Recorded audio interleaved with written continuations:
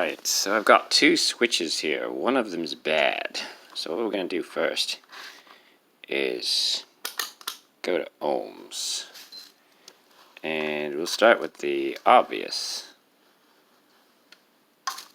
They are off currently. And what should they be? No continuity. What's that? Nothing.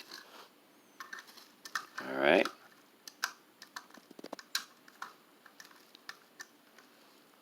Second one. Nothing. Alright, so I've got it all set up in the second one. I'm going to turn the switch. Here. Go ahead and turn. And now we got continuity. That is the resistance of the meter, by the way, the 2.3.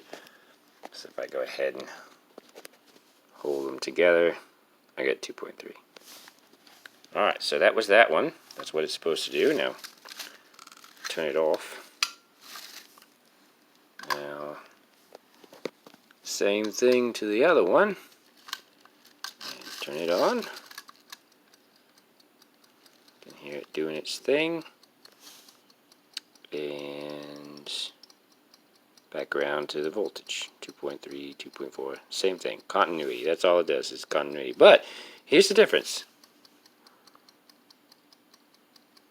If you can pick up that tick, this one's timer is working.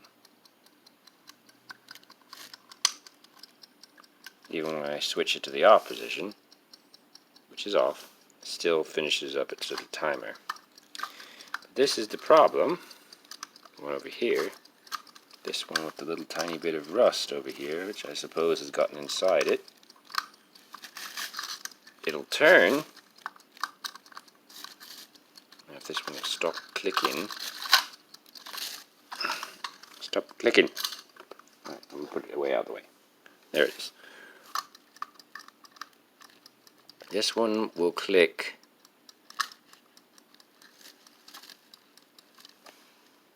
and then stop clicking. As you can see, the timer is still switched.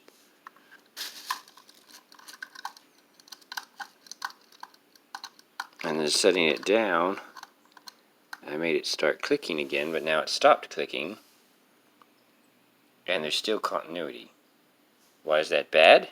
Because it means the switch just stays on. And the purpose of this switch is, as you know, it's a timing switch. So if it is still on and the timer's not working, it's bad. So there you have it, folks. Hope this helped. This, by the way, this was it'll work for any timing switch, but this was a Tork. If the camera will focus, my gosh. Nope, not gonna focus. That's about as good as we're gonna get right there.